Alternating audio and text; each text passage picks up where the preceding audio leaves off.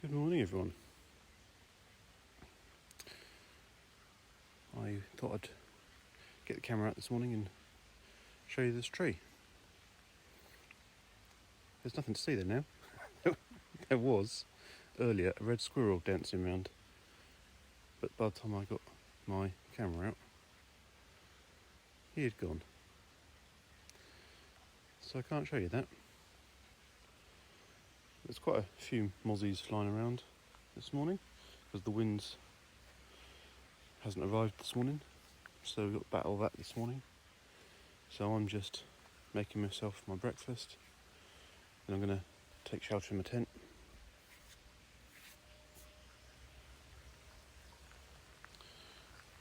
And then strike camp as quick as possible and get on with the day. And if the squirrel decides to show itself, I'll try and get the camera out quickly. But otherwise, I'll see you on the trail.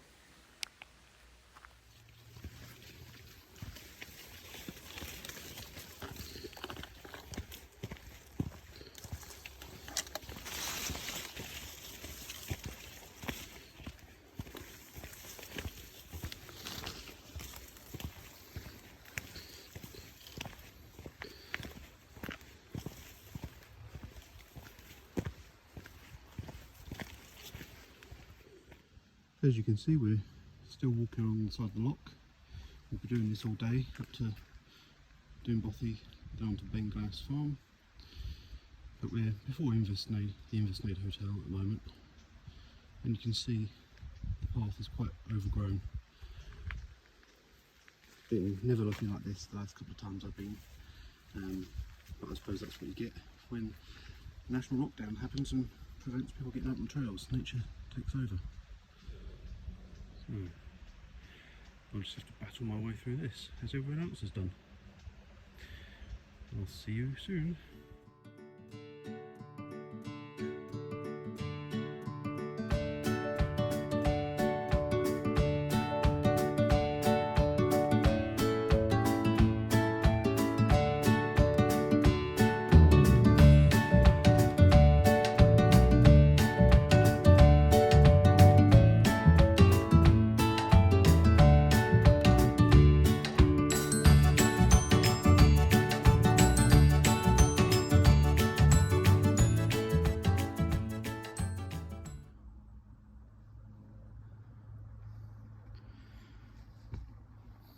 Apologies for keep bringing you back at pretty much the same spot, but I just thought it'd be good to try and get the level of terrain on video. Cameras never seem to do it justice, do they?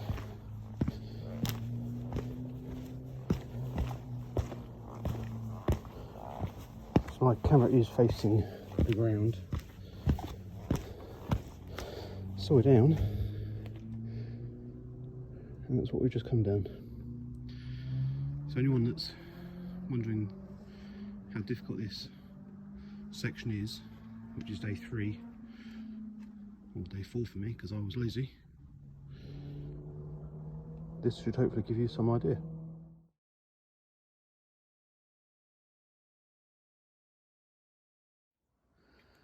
See how dark the water is this morning. Beautiful colour to it.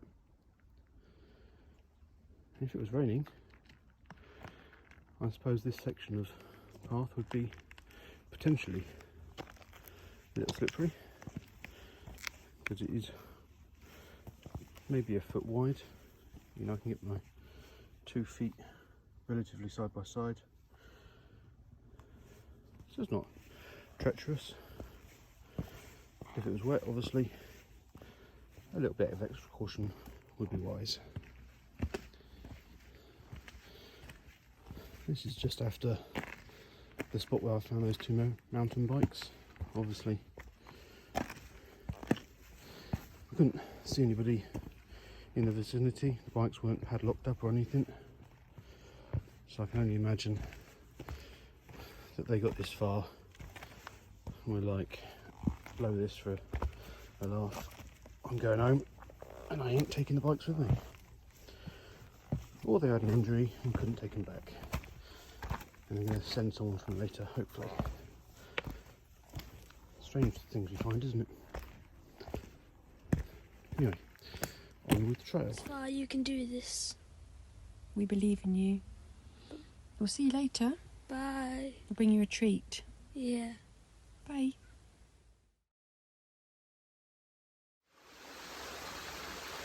So we have had a couple of these smaller waterfalls, and they're progressively getting larger, which can only mean that we're getting closer to the Interstate Hotel. Nice landmark.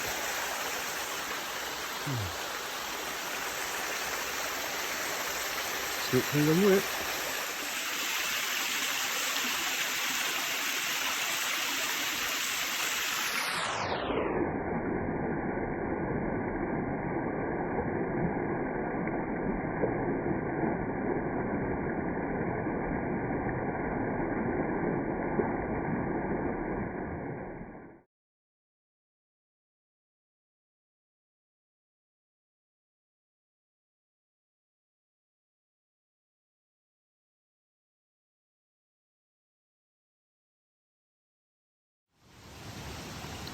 I don't know if you can hear the noise, but this little stream doesn't seem to match the noise.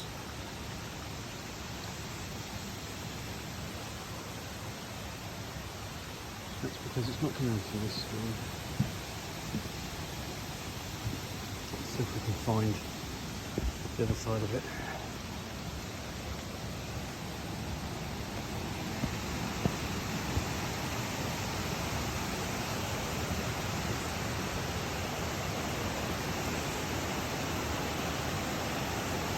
More like it, isn't it?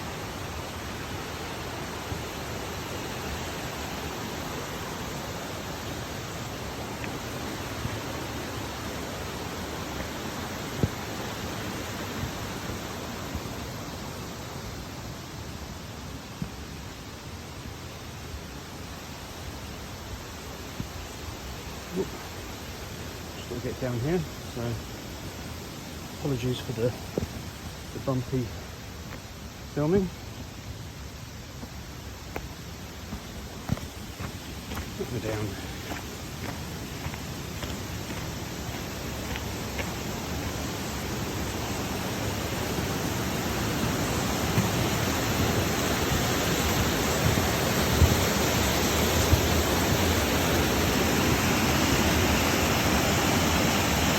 I don't know if you can hear me.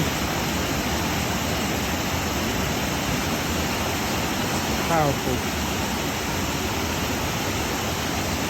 water, right?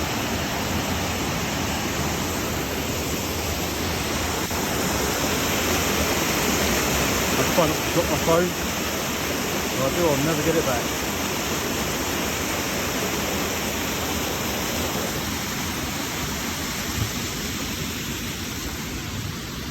So here we are, just going down to the Interstate Hotel.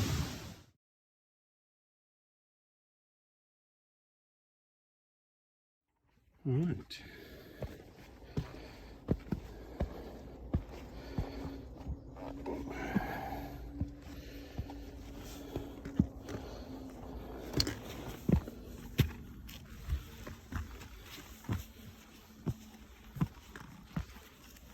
And then back down again.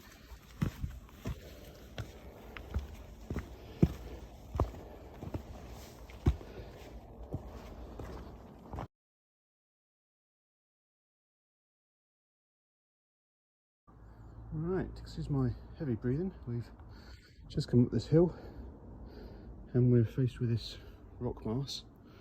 The path looks like it goes around this big lump to the base of the tree, but it kind of ends there, so you'd have to come back up here to climb up over this rock to that path there. So I believe that's where we go.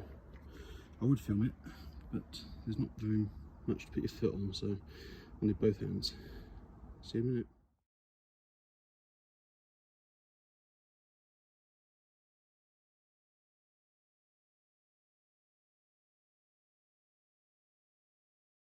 Alright, excuse the heavy breathing again. Just a few seconds after we climbed that rock mass.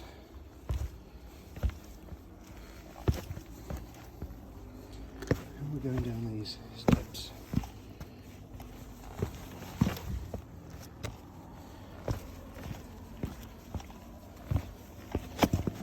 Don't slip, have a dirt.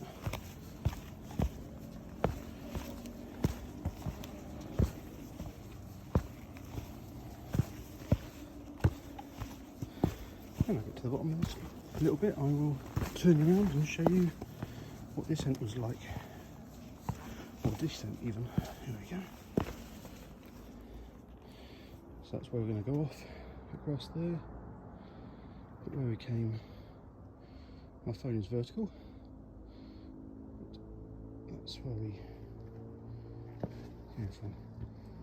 Look there. Take your time, folks. See you in a bit.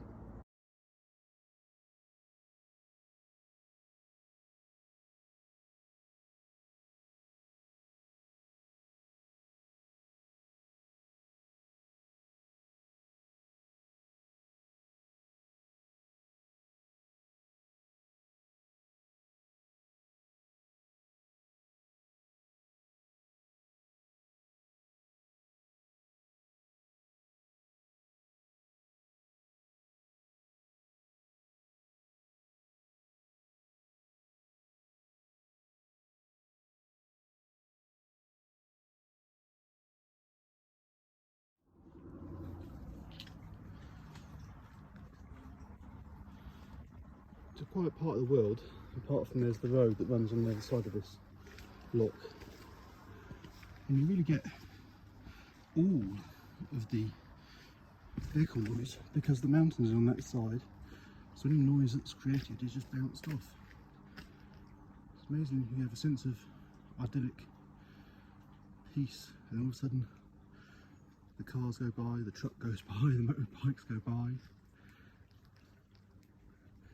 and you lose that sense of wilderness. I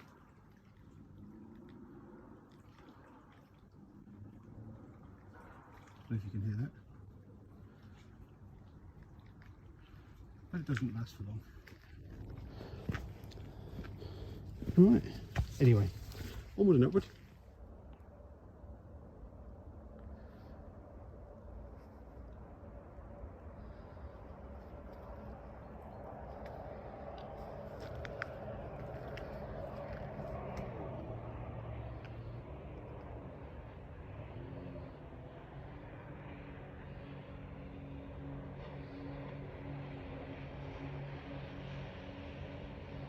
Sounds like they're having fun. I bet they're cooler than I am. So this has been a terrain for a while. It's frustratingly slow going.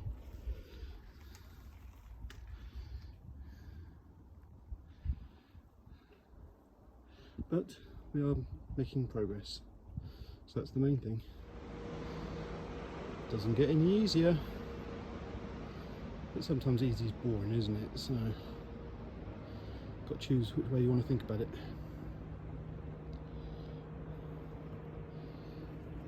When you don't like what's ahead, just to look to the side. It's beautiful. So, as we continue along the West Highland Way bouldering course, and a slight drop of about 10 foot maybe to the rock side. We have some more bouldering, and then we have our step aerobics class. And onward and upward. So, some more challenging terrain. And then we go down there. It's probably the best part of 5 foot, I would say. I think it's a case of go down on your bum. Let's see how I get on. Just to give you a sort of frame of reference of how tall that was. We stood up here. I'm not far off 6 foot. And my poles are coming up to just under my chest, so yeah. I don't know how you get on with the Horse Highway race by running this, or cycling it if you choose to. You must be mad, that's what I can think. I think I'm mad doing this. So, you find me now down near the side. I believe I've come to the end of the difficult part of the locks stretch. If you get to here, you're about less than a kilometre away from the Doonbothy, or maybe another 3 miles until you get to Benglass Farm. I'm a little bit annoyed with myself because I've passed Rob Roy's cave, so I was positive I was going to search out that this time round, and I've completely bypassed it. I did take some pictures of chairs or benches carved into the oak leaves, and I took some pictures of the view, and I believe there was a sign there last time for Rob Roy's cave, but that was missing, so it didn't remind me, and so therefore I walked past it. I'll be blowed if I'm going to walk back to find it, so I'm afraid you'll have to find it for yourselves. So after my barbecue billetong, I'm going to be heading off in that direction, and from memory there's a fairly steep hill section to say your last goodbyes of Loch Lomond. It's been brutal, but I'm sure once I have a shower I'll look back and I'll have really enjoyed it. I'll check in with you again later. Bye.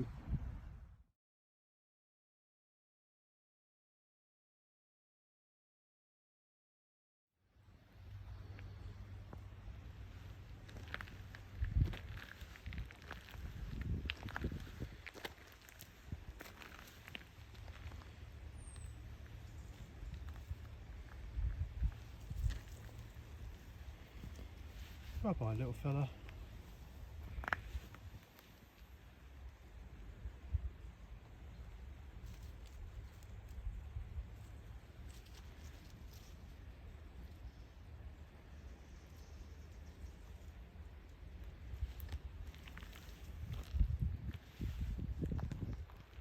So down there is the lock, lovely little beach there, and then we come through this line of trees into this fern forest, as it were, and now we become some intrepid explorer of the wilderness. Wish I'd brought my machete now.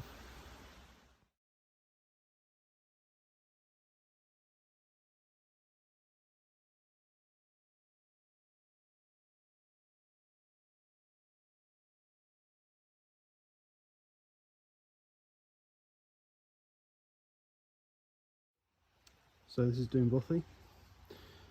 You can tell how much growth has taken place over the last couple of years since lockdown, because all this was pretty flat. We were able to sit out here with a table and chairs. There was a few lads here with a barbecue. Quite annoying really, because they'd only walked up from Benglass Farm just to spend the night here, and they had whiskey and wine and steak, and I had my freeze-dried meal. So all this was down at the time,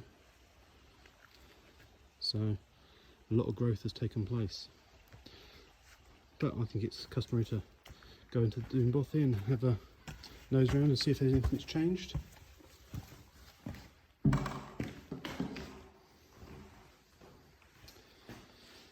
No, nothing's changed. So when I was here last, there was at least 6 people on this bed. So you've got 1, 2, 3, 4, 5 comfortably, 6 was a push. Then we had a couple of 3, 4 lads down on this side. There was a person over there and there. And late in the evening, a lady from New Zealand turned up, so I gave up my spot on the plinth here, I had that spot there, so I gave that up to her, and I put my bed down here by the door. And I was subsequently eaten alive by either midges or mosquitoes. Either way, it was horrendous. And that was the end of my walk. So today, I'm getting further than I did last time. So that's something to be proud of, I think. Right, have a sign my name in the book, I think. So once you get past Doonbothy, come down the hill. It's a little rocky underfoot, but nothing in comparison to what you've been through if you're going south to north. And you come down to the side of the loch. It's fairly flat and easy going, which makes a nice change. But at the moment we've got a breeze coming off the loch, which is very welcome. You do get to see quite a few of these little streams coming down. And I'll tell you what, some of them are really quite appealing. So just dunk your head in. Oh, you'll be pleased to know I have refrained.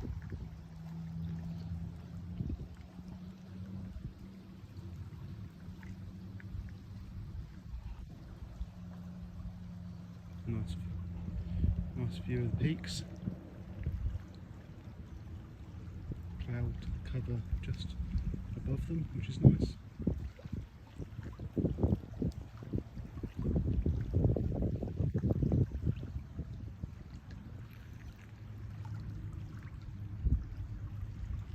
Alright, let's move on.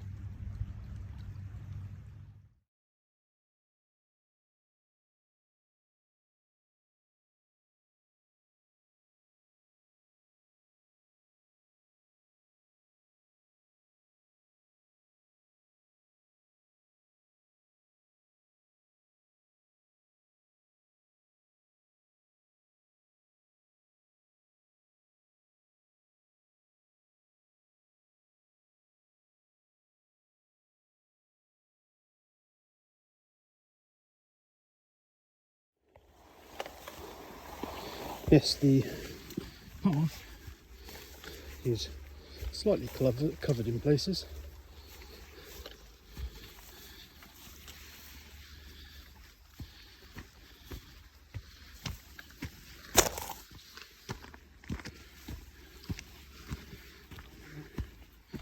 Doesn't take long for the land to reclaim itself, does it? So we've come up from the loch now. Pardon my breathy voice, but I thought I'd just check in with you. This might be the last view we have of Loch Lomond, as we're going up behind there and dropping down the other side.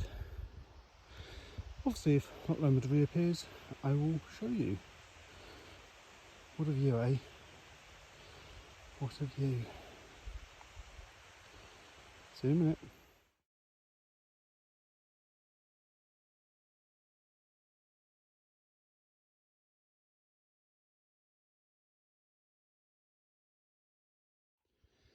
So that was the last point that you can see Loch Lomond, pretty much. There was a very slight glimpse of the loch a bit further up, but nothing to speak of. And you drop down in this valley, where you will possibly meet thousands and thousands of ants. I've never seen so many ant colonies. Every couple of metres there's loads of them. Amazing. And quite a few midges. So if you want to keep going, let's keep moving.